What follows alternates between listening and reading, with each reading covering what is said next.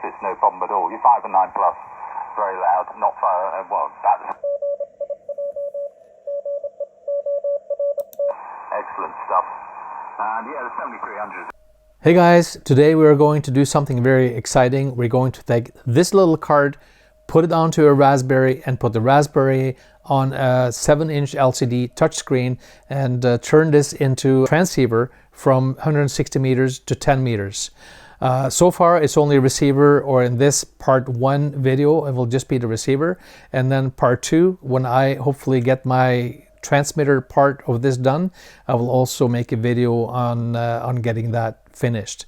So for now, all you need is the Radioberry card, and you need a Raspberry 4B, and you need LCD touchscreen. It doesn't have to be the one I have, but I really like this one because it has stereo speakers, and you can configure actually the radio, so you have one receiver in left speaker, the other receiver in the right speaker, for instance. It's all very compact because you have the audio and screen in one component, and the LCD screen is just an HDMI screen, and it comes with the adapter that plugs it directly into the Raspberry, so you can just mount the Raspberry right onto the screen. I will put a link in the description where I got the screen on Amazon. As I mentioned, the receiver is up and running, and during this video you will definitely get this to work as long as you follow all the steps. And if you see that some of the screens doesn't make sense, that you see different times in the top right corner of the Raspberry screen, it's just because I had a bit of trouble with the recording software on the Raspberry. So I have just mixed in a little bit here and there, but still the order of everything is correct and everything will work by the step-by-step instructions. Okay, also for the transmitter part, I have a 10-watt power amplifier kit that I bought from QRP Labs. Also some bandpass filters and low-pass filter from QRP Labs, which I will be assembling in the next video, and also a TX-RX switch. So please come back and listen to that if you are doing this and you want to build a complete transceiver. Okay, I'm not going to say anything else other than that I'm probably not doing everything the best possible way. I'm sure there are some Linux experts that could make some shortcuts and do this a little quicker and easier than me.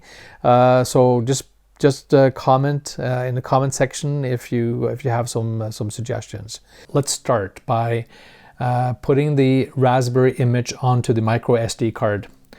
So now I just plugged the micro SD card into my Mac, but you can also do it in a PC, and then you start the Raspberry Imager tool. You will get this for the PC as well. You will find it on the net. So let's start by installing the operating system onto the micro SD card. What I know works for myself and others is to pick the Raspberry Pi OS Other. We don't want a 32-bit, we want a 64-bit. So click there, and then we just scroll down to the first one of these ones with 64-bit, which is the port of Debian Bullseye with the Raspberry Pi desktop. So go ahead and select that, and select the storage, which is this card right here. And then we just do write, or sure is going to erase everything, which is my previous installation, but I also want to start from scratch to make these instructions. So here we go. Okay, so this will take a while, yeah, you have to type in your PC's password if you have a password on your PC or on your Mac. And now you can see it starts writing. It will take a few minutes. Okay, so now that you have copied the operating system onto the micro SD card, we still have to do one more thing before we can go ahead and put it into the Raspberry. So if you have already ejected it, put it back into your PC or into your Mac, and then double click on the card and go into the config.txt file. Double click. This is the config text file for the operating system. What we have to do here, we have to go all the way down to the bottom and we have to insert some code. I have done it here already. So when you open the file, the last sentence will be all. then you just go next line and you copy in this code, which I will put into the description of the video. And these are instructions that comes with the LCD touch screen, and it says in the instruction manual that you have to put this code into the config.txt file. So that's what I did. Okay, so then we can just go ahead and exit. You may get some trouble writing to this file, and you might have to save it as a different name and then delete this one and rename it. But I'm sure you will figure that out. Okay, so now that we are finished with that, we can go ahead and we can eject the micro SD card, and we're ready to put it into the Raspberry and continue the installation from there. So now that we're finished imaging the micro SD card with the operating system, and we have also entered in the LCD touchscreen specific data into the config.txt file, you can go ahead and eject the card from your PC or your Mac and plug it into the Raspberry, and plug in the power supply on the Raspberry.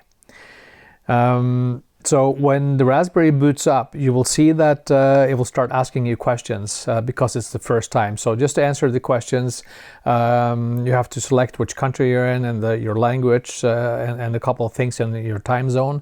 But also extremely important, it asks you for a username and password. The username must be pi. Small p, small I, at least when you do this installation. Maybe it will work with something else if you make some other changes, but the firmware has been made to look for the username pi. Okay, very important. After that, you have to it will search for your Wi-Fi network in your house. You just select that and you put in the password, and after that the Raspberry asks you if you want to do to upgrade or to the latest updates. Say yes. Very important. You have to have the latest updates of the Raspberry OS for this to work. So go ahead and update. After it updates, it will likely reboot.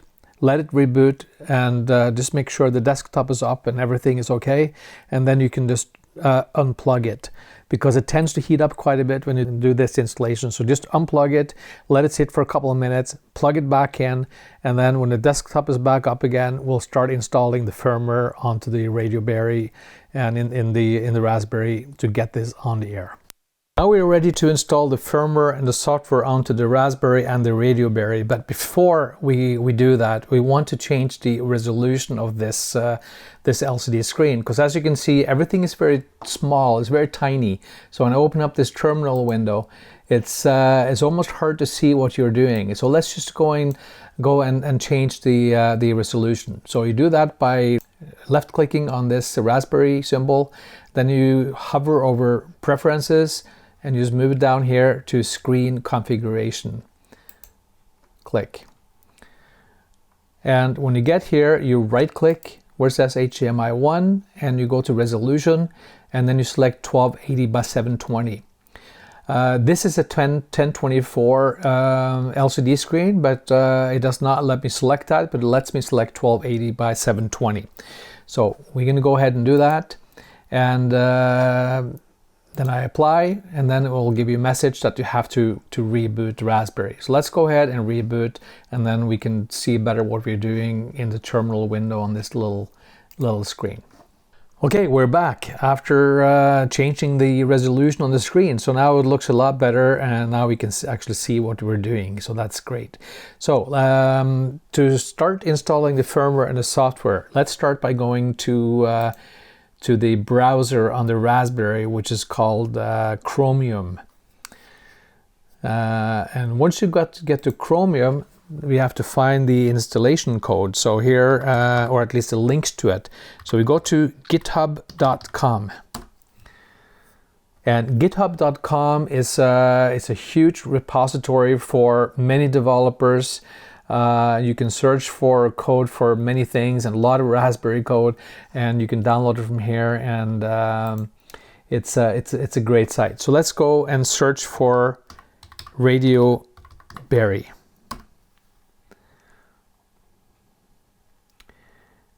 And here are the search results. So the one you want to pick is the one that's called Radioberry 2X. This is the one you have to select. Okay, so here we are. First of all, you can see here on the right side, it shows Radioberry software installation latest under releases here. This is where you want to click to get to the latest release of the software. But here's a description. Here's a picture of the Radioberry board, and there's a bit of information here. So let's go ahead and click on the software installation. So now we're here, and here are instructions for installing it. You can probably just follow these instructions on your own. I'm sure you'll be fine, but there are a couple of things you have to do at the end to get it to work with this LCD screen in the full screen. So I will go through the installation anyways, and then you can just skip through if you want to. But on the very top here, you see that the whole software stack will be installed. And here, if you click here, I'm going to just open that in a new tab. You can get a good description of what the software stack is and what's included. So let's go to this tab here. And here it shows you. Also here, when you're inside this Radioberry area here, you can read about you can read an overview about the Radioberry.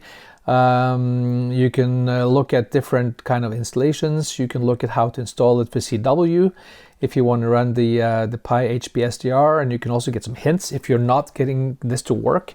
There are a few things you can try. So the developer of the Radioberry has been kind enough to leave us a few hints right here. So anyways, let's go back to the installation. So what I recommend doing here is that you just open up the terminal window, now with bigger fonts than before. So that's nice. We can see what we're doing.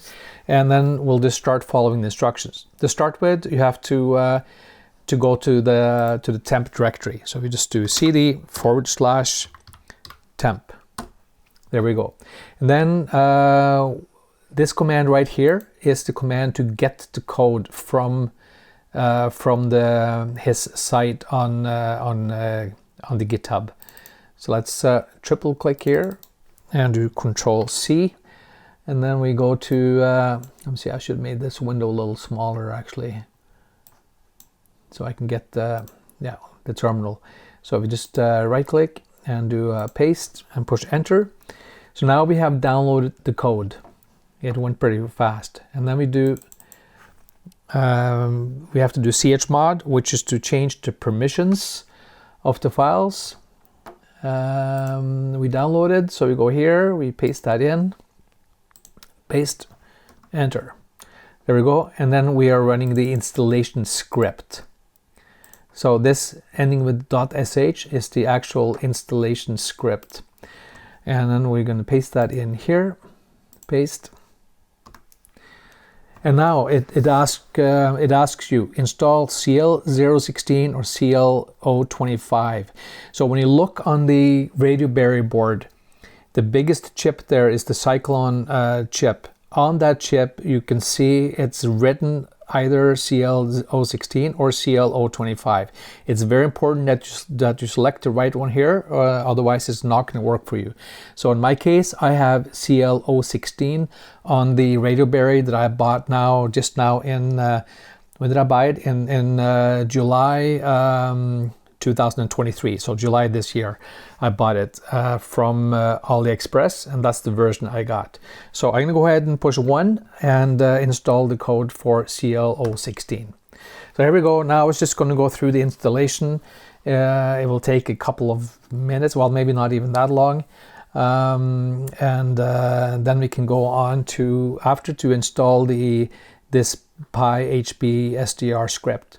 So what this is that the Radioberry installation we're doing now, which is called Radioberry_install, that's to install the radio or the firmware onto the Radioberry, so you can use the Radioberry as a SDR with a PC or a Mac remotely. So you just access it through the network. Then of course you have to run SDR software on that PC or on the Mac. That's what that code does. The next one, the PyHP SDR, that's the code you need to install if you are doing what I did, to run it as a standalone radio with its own display. That's when you need to have the PyHP SDR. Okay, so this should be finished now any second, I think. And then we can go on. Okay, so it's done. So now that this is done, just make sure you're still in the temp directory. That's important. And then we're going to install the PyHP SDR script. So we just triple click, Control C, go back to the terminal and paste it all in. Paste. Done. It's all downloaded. We have to do the chmod. And we're going to go here, we're going to paste it all in, enter, and then we're going to run the installation script in the end. So here, this is very important how you do this, and you have to do it in the right order. So let me just see here. I wish I could do Control V, but it doesn't work in here. I have to do the manual paste. Okay, so now it asks me, do you want to install WDSP or PyHP SDR, or do you want to reboot? What you have to do here, you have to install WDSP first, and then you have to install PyHP SDR. So that's just how it is. WDSP creates some dependencies that that the next installation needs. So we just need to run this script twice. So the first time, we're just going to run WDSP. Enter. It's not going to take very long to do this script, and then when this is finished, all you have to do is just to push the up arrow on your keyboard, and it will pull the line back up from the buffer that you just typed to install WDSP. So we can run it over again, and then we're going to respond PyHP SDR instead. So let's just let this finish here. And we'll install, do the last. Okay, so it's finished. So I hit up arrow, it's running the same script again. And now we're going to type PyHP SDR. Push enter. Now it asks you if you wish to install the local CW option. So I want you to answer no right here. And I see that the developer of Radioberry, he suggests to answer no, at least to begin with. When you answer yes later, it will add, I think, GPIO, so you can assign some pins to for instance, a key or paddle, which I'm going to do. So, but I will have to investigate a bit more before I get there. So that will be the next video. We will set it up for CW, and we will also work on the transmitter side of things. So for now, we answer no and press enter. So now it's going to run through and install PyHP SDR. It's not going to take very long, and after that we should be able to run it. So let's see if it's going to work. Just let this finish, and what happens now when this installs this code, it will also install an icon on the desktop of the Raspberry, which you can use to start the Radioberry transceiver. So let's just let this finish here.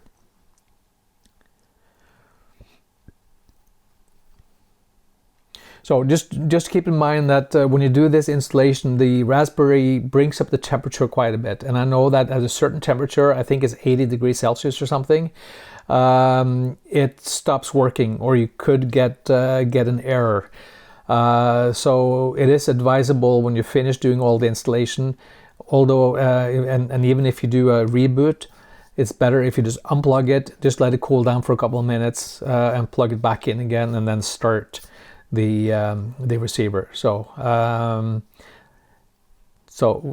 we'll try to start it now and see if that works, and it might just be fine. And I find after installation I can run it for a long time. I've been running it for 2 or 3 hours without it overheating. It's just when you also do the installation first, it just heats up a lot. So it's still working its magic here, and What else could I give of hints? So yeah, so when we're running the receiver after, we have to do some, or the transceiver, we have to do some setup to get the audio to work, but it's very simple, and it's mostly self-explanatory. It just requires that you have to surf in the functions and buttons of the transceiver, and you'll figure it all out. But there are a couple of things that might be good to know to start with. For instance, you will be able to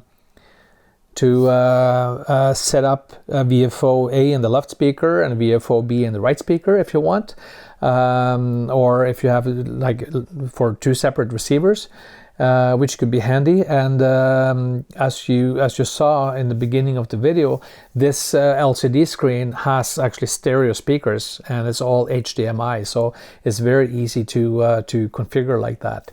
So I'll just let it run through the installation in case you need to compare your screen to my screen if you have any issues, and it will be finished in a little less than 2 minutes, and then I'll be back.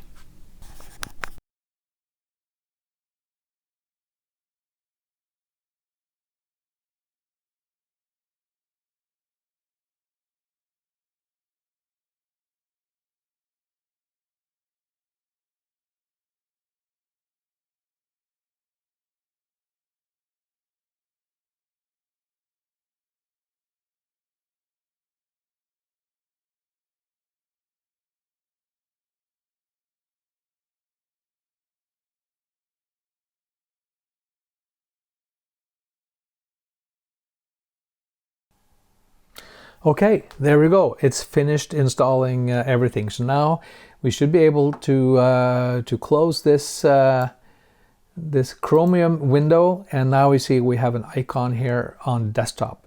So let's go ahead and double click it and start up the radio. So then you get up this little execute file window here, and here you have to click execute.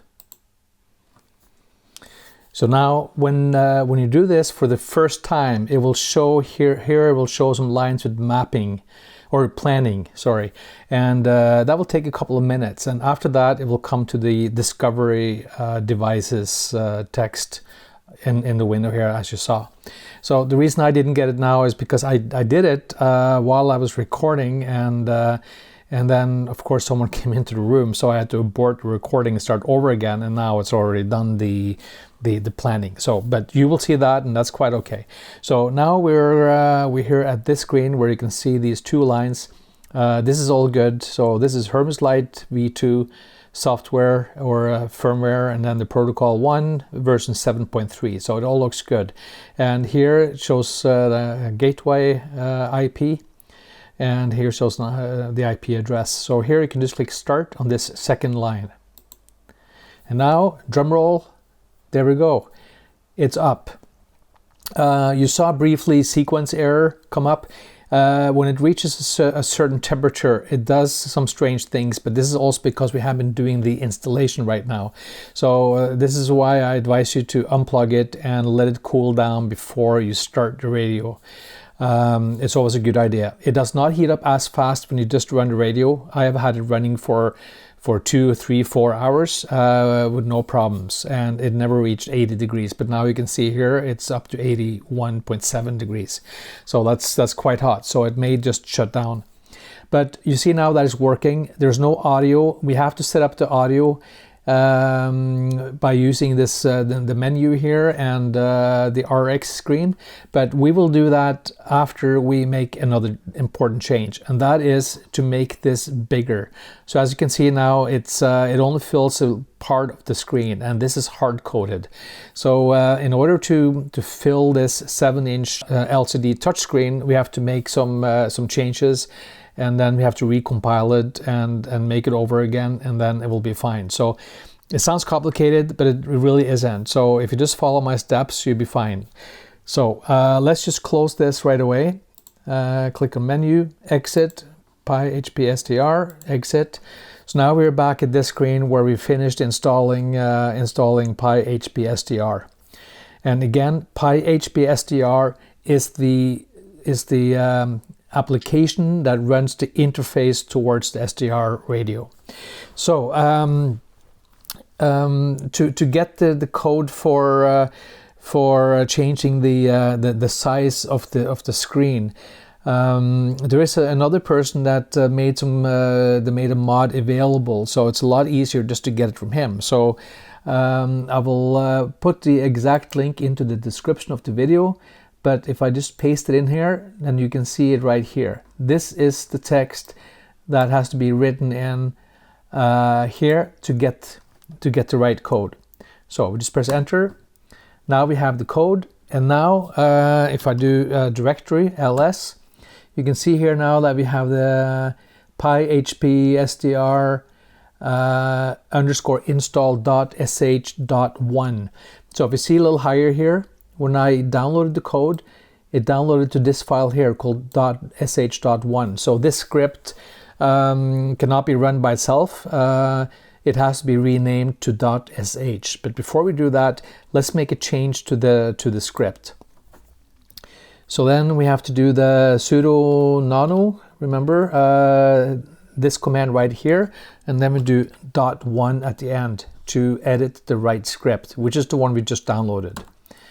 So here we are into the script, and if you move down here, we now see that this script that I downloaded from this other guy, it has a couple extra lines here, which are these 3 lines here.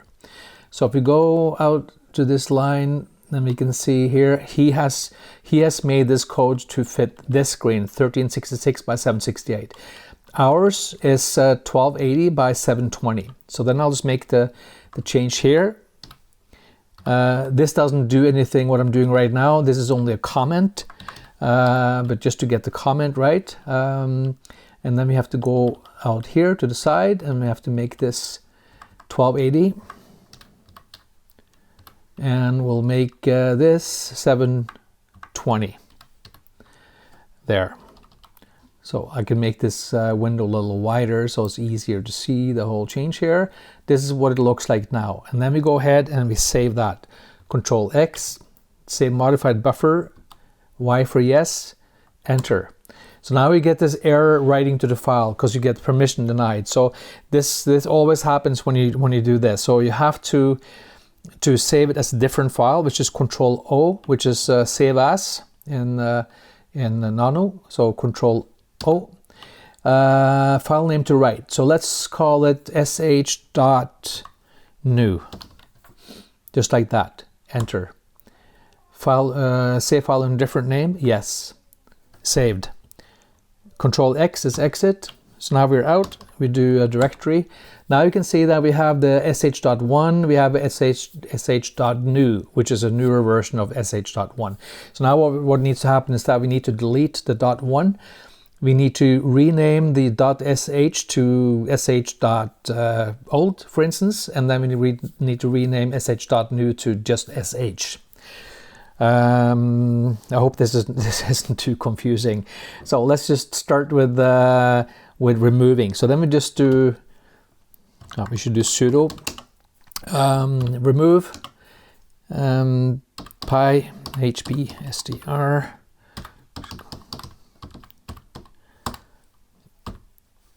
.1. So we remove this first, done, and then we remove the one that's called just.sh, done.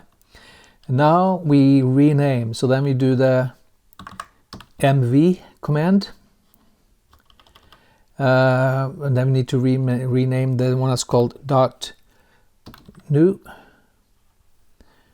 to bsdr.sh, just like that.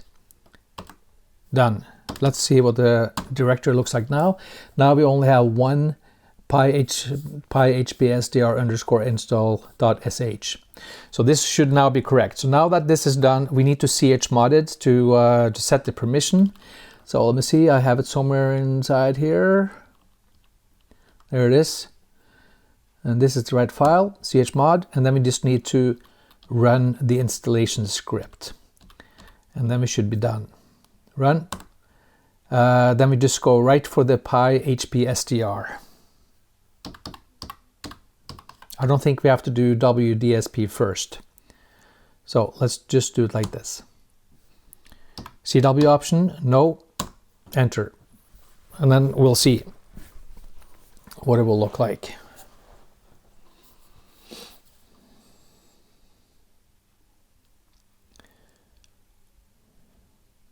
So yeah.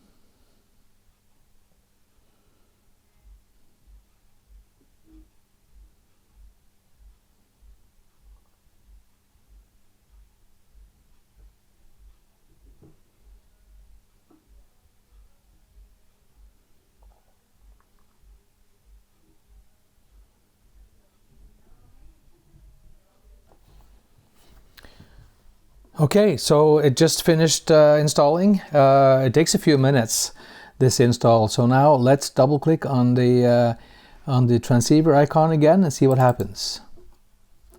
Let me click execute. Now it's full screen. It looks a lot better. So so that's it so far. I have to turn this off for a while. I'm just going to start it up first just to see that it starts. It's going to be very hot, so I will shut it off for a bit. It's like 83 degrees, but it's still up and running. It still works, but I should turn it off and let it cool down. And as I mentioned, it doesn't seem to get this hot when it's just operating. It's when I'm doing all these installations. So let's just turn it off, let it cool down for a bit, and then I'm gonna turn it back on, and we can set up the audio and a couple of other things in the transceiver. So we're back, and now with a little more cooled down Raspberry, although mine has been on for a bit, but I still think it's going to be okay. So let's just start the transceiver again. And then we click execute. and we open it up in nice full screen, and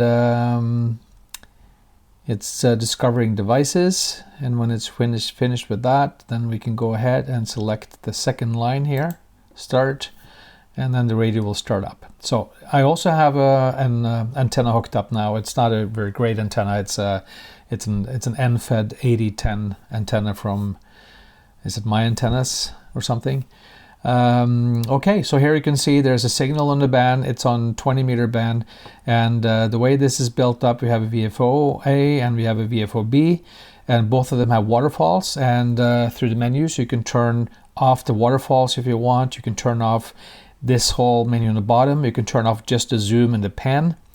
So the zoom, it will zoom in on the scope to make the frequency narrower, or the bandwidth narrower, and then you can pan. So the way that you change the VFO is by the mouse. You can pull back and forth, or you can use your finger to pull back and forth, since this is a touch screen.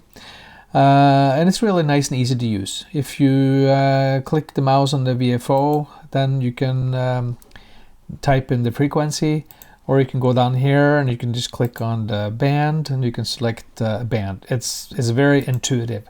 But to get the audio, that's the main point right now. To get the audio out to HDMI, because this LCD screen is actually an HDMI screen, and it has a connector that connects it between the HDMI output on the Raspberry to the HDMI input on the LCD screen. So click menu, and then you can click RX to get into it there, or you can just right click on the scope somewhere and it brings up the RX menu right away. So when you set the RX audio, it only sets it for the band that's selected. So right now it's for VFO-A.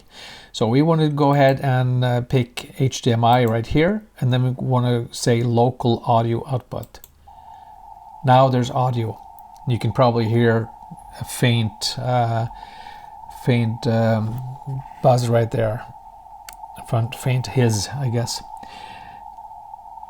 So then we can, if you want, we can do it so VFO-A is only on the left speaker, and VFO-B is on the right speaker, or whatever you want. So I just want both VFOs to be in both speakers. But I do want to make it so that when you switch to the other VFO, that it mutes the VFO that's not active, so I'm not listening to both receivers at the same time. You could also do that if you want to, or like I said, if you want to have one receiver in each speaker. So I'm gonna go mute when not active, and that's it for this one. Close. If I now change to VFO-B, it's quiet because this is not set up yet. So right click, local audio output, HDMI, and then we put mute when not active. There. So now the audio is set up. Let's see if we can find a signal here in CW. You can just click right on it. There you go. I like the pitch a little darker, a little lower for CW. So you can go into CW settings, and you can change the pitch to whatever you want. I like 560 Hertz. That's my favorite. So change it to 560 Hertz. And so that means that when you have a tune right, it will be at 560 Hertz. So let's go to single sideband, and you can see. So just click on the mode down here, and select USB, and see if you can hear any signals. Just go to the USB portion of the band.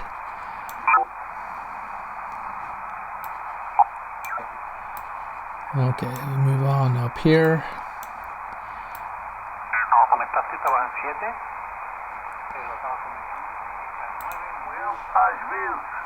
Agora este ano é que não tem sido, porque aqui está a pior a situação dos amigos, ok? Ficava lá à noite no hotel e vinha no outro dia tranquilo e falava ali os controles, tinha lá, sei lá That was a little too loud. Tem uma fábrica lá, em Up casa, back a little. cuidado, e tinha lá um potencial valente a trabalhar com eles, que assim.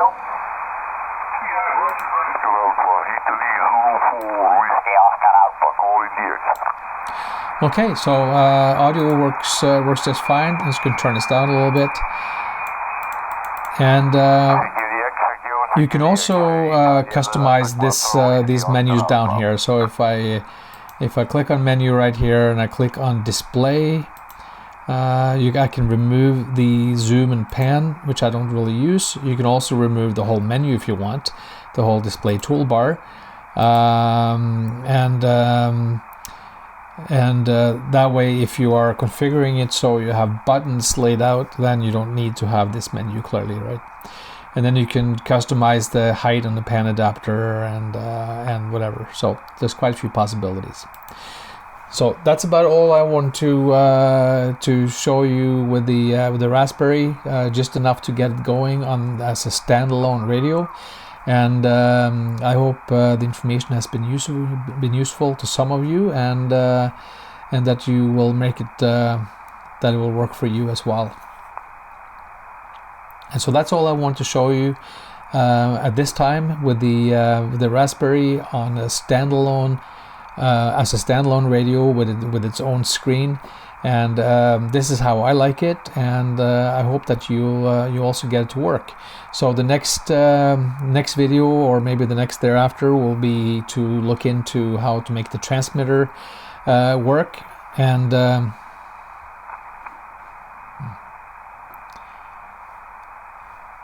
so the transmitter also works, and if you click the MOX button, it's now in TX. I have not even researched how to connect the microphone and the paddle yet, but I will do that definitely. I bought some kits that I showed you in the beginning of the video to build the 10-watt amplifier and some bandpass filters and some low-pass filters, so I can start using the transmitter. But if you want to test the transmitter, you can do so just by clicking function here until you get to where you can see tune. Here it says tune. So if I now click on tune, you can see that it's sending a signal, and I have listened to it on my other radio, and it's a nice clean signal. It does have some harmonics, but that's also why you're using a filter on the TX side when you put a PA on there. To get rid of the harmonics, or at least to suppress them sufficiently. So that's all I want to show you right now. I hope that you will also get it to work at the same level I have, and it's a lot of fun to play with this radio. And it's a good receiver. I have it beside my Kenwood TS890, and there aren't anyone on the TS890 that I can hear that I cannot hear on this one. And it has some great filtering. If you click on filter right here, you can change the bandpass filters, and it also has quite a few functions for dealing with noise, like noise blankers and noise reduction. So it's quite a good radio actually. So I'm looking forward to using it as a QRP radio, totally standalone. Okay, thanks for watching, and thanks for listening. Good luck with your project.